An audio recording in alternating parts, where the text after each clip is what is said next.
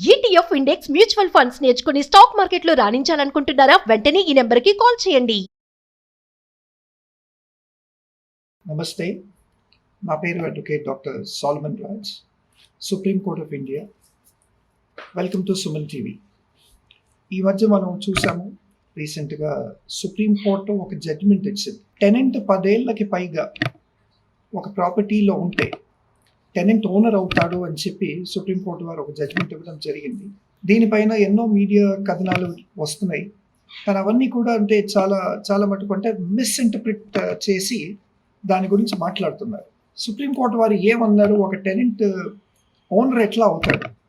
Suppose మీరు నేను ఉన్నాం, ఒక ప్రాపర్టీ కొనుక్కున్నాం, ఒక టెనెంట్ వచ్చేసి ఉండేసి 10 ఏళ్ళు ఉన్నాక నేను ఓనర్ అనుకుంటే మన ఓనర్షిప్ రైట్స్ పోతాయా, ఆయన ఓనర్ అయిపోతాడా అన్నవి ఎన్నో క్వశ్చన్స్. ఇది చాలామందికి అర్థం కాకుండా మిస్ఇంటర్ప్రిట్ చేశారు.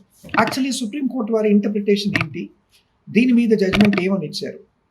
ఒక టెనెంట్ కనుక 10 ఏళ్ళకి పైగా ఒక పర్టికులర్ ప్రాపర్టీలో ఉంటే he can claim his ownership rights అని చెప్పి సుప్రీంకోర్టు వారు జడ్జ్మెంట్ ఇచ్చారండి. కానీ అండర్ వాట్ సర్కమ్స్టాన్సెస్?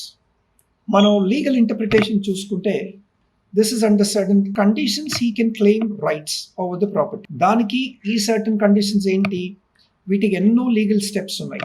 దాని తర్వాత స్ట్రిక్ట్ కండిషన్స్ ఇవి. దాని తర్వాత ఈ లీగల్ స్టెప్స్ ఎందుకు, ఈ స్ట్రిక్ట్ కండిషన్స్ ఎందుకు అంటే మన ఇండియన్ లా బోత్ పార్టీస్ ఇంట్రెస్ట్ని ప్రొటెక్ట్ చేయడానికి ఈ యాక్చువల్లీ లాని తీసుకొచ్చింది. ఈ జడ్జ్మెంట్ చూసుకుంటే మనం it is based on the limitation act 1963. Limitation act 1963లో we see one clause called the adverse possession, the rule of adverse possession. ఈ రూల్ ఆఫ్ అడ్వర్స్ పొజిషన్ ఏంటి అంటే, ఒకవేళ ఓనర్ కనుక ఓనర్షిప్ క్లెయిమ్ చేసుకోవడంలో ఫెయిల్ అవుతే అట్లాంటి సందర్భాల్లో టెనెంట్ క్లెయిమ్ చేసుకోవచ్చు అని చెప్పి కూడా ఒక ఇంటర్ప్రిటేషన్ ఉందండి. ఇక్కడ ఏంటి అంటే లిమిటేషన్ యాక్ట్ 1963 మనం చూసుకుంటే ఇదంతా కూడా రిలేటెడ్ టు ప్రాపర్టీ డిస్ప్యూట్స్ అన్నమాట. ఇది సుప్రీంకోర్టు వారు ఏమన్నారు, 10 ఏళ్ళకి పైగా ఒక టెనెంట్ ఫిజికల్ పొజిషన్లో ఆక్యుపెన్సీలో ఉంటే for private properties he can claim ownership rights. అదే గవర్నమెంట్ ల్యాండ్స్ అనుకోండి, he should be in possession for more than 30 years. So government ల్యాండ్కి వచ్చేసి 30 years అని పెట్టారు. ఈ 30 years లోపు ఎవరైనా టెనెంట్ వెళ్ళి గవర్నమెంట్ ల్యాండ్ని ఆక్యుపై చేసుకుంటే గవర్నమెంట్ కనుక ఏ మెజర్స్ తీసుకోకుండా, ఎవిక్షన్ మెథడ్స్ యూజ్ చేయకుండా, లీగల్ నోటీసెస్ ఇష్యూ చేయకుండా, టెనెన్సీ అగ్రిమెంట్స్ రిన్యూ చేయకుండా, ఇట్లాంటివి ఏమైనా ప్రైవేట్కి కానీ గవర్నమెంట్ కానీ, ప్రైవేట్లో అయితే 10 ఏళ్ళు, గవర్నమెంట్కి అయితే 30 ఏళ్ళు, ఒకవేళ ఈ వ్యవధి దాటిన తర్వాత డైరెక్ట్ నేను ఓనర్ అని చెప్పి క్లెయిమ్ చేసుకోలేడు. మరలా ఈయన ఒరిజినల్ సివిల్ జ్యూరిస్డిక్షనల్ కోర్ట్స్కి వెళ్ళి ఈయన క్లెయిమ్ ఫైల్ చేసుకోవాలి. చేసుకున్నంత మాత్రాన కూడా కోర్ట్ యాక్చువల్లీ ఈయనకి ఈ టెనెంట్ ఎవరైతే ఉన్నారో ఈ టెనెంట్ ఓనర్ అని చెప్పి డిక్లేర్ చేయడానికి లేదు. ఒకటి ఏంటంటే, ఈ 10 ఏళ్ళు కానీ 30 ఏళ్ళు కానీ ఈ టెనెంట్ ఆ ఓనర్ ఇన్స్ట్రక్షన్లో ఉండకూడదు. ఓనర్ దగ్గర నుంచి ఎటువంటి ఇన్స్ట్రక్షన్ ఉండకూడదు, వాటిని పాటించి ఉండకూడదు.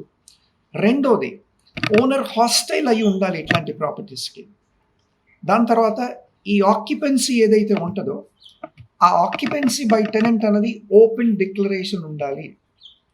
ఇల్లీగల్ పొజిషన్ అయి ఉండొచ్చు, కానీ ఓపెన్ డిక్లరేషన్ బై టెనెంట్ ఉండాలి. ఏంటి అంటే, I have actually occupied this particular property, నేను ఈ ప్రాపర్టీలో ఉంటున్నాను, గత 10 ఏళ్ళుగా నేను ఇక్కడ ఉంటున్నాను అని చెప్పి.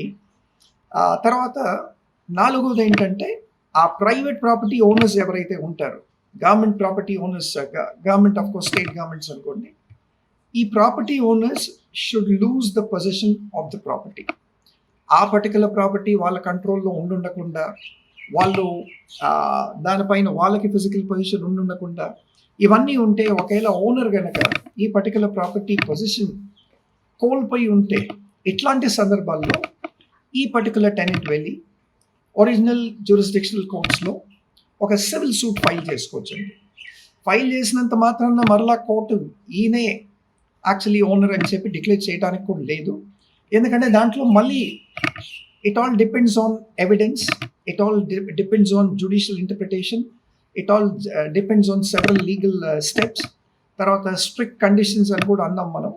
తర్వాత ఇందాక చెప్పిన ఈ 4 points, tenant should not be under a direct instruction of the owner.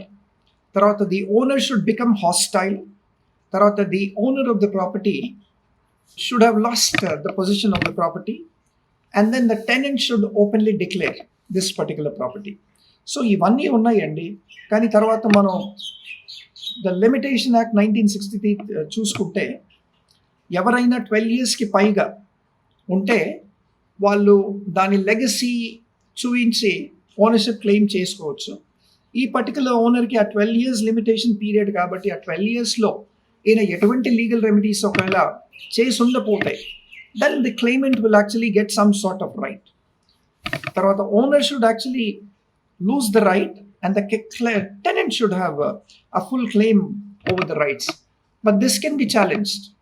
ఇక్కడ ఒక particular civil jurisdictional courts client ఫేవర్లో ఆర్డర్ ఇచ్చినా కానీ దానిపైన ఓనర్ మళ్ళీ అపీల్కి కూడా వెళ్ళొచ్చు. రీసెంట్గా మనం చూసుకుంటే అంతకుముందే సుప్రీంకోర్టు వారు న్యూ రెంటల్ రూల్స్ 2025 అని కూడా ఇంట్రడ్యూస్ చేశారు. ఈ న్యూ రెంటల్ రూల్స్ 2025 ఏంటి అంటే అంతకుముందు ఉన్న రెంటల్ యాక్ట్నే అమెండ్ చేసి మళ్ళా ఇది కొత్తగా ఇంట్రడ్యూస్ చేయడం జరిగింది.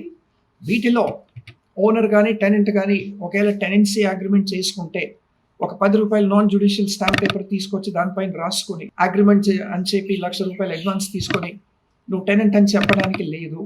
అంతకుముందు ఇవన్నీ చేసినట్టయితే స్టాంప్ డ్యూటీ అన్నది అవాయిడ్ అయింది స్టేట్ గవర్నమెంట్స్కి చాలా మటుకు. స్టేట్ గవర్నమెంట్ రెవెన్యూ లాసెస్ వస్తున్నాయి కాబట్టి ఈ కొత్త న్యూ రెంటల్ రూల్స్ 2025 కూడా ఇంట్రడ్యూస్ చేయడం జరిగింది. దీని ప్రకారం ఏంటి అంటే ఆన్లైన్ ట్రాన్సాక్షన్ జరుగుతుంది. ఒక టెనెంట్కి ల్యాండ్ లార్డ్కి మధ్య ఒక రెంటల్ అగ్రిమెంట్ కనుక జరిగితే అది సెంట్రల్ వెబ్సైట్కి వెళ్ళి మీరు అక్కడ కావాల్సిన ఫీ ఏది ఉందో ఆ రెంట్ని బట్టి వాళ్ళు ఒక పర్టికులర్ పర్సంటేజ్ డిసైడ్ చేస్తారు. దాన్ని బట్టి మీరు పే చేయాల్సి ఉంటుంది. అప్పుడు మీ రెంటల్ అగ్రిమెంట్ లీగలైజ్ అవుతుంది.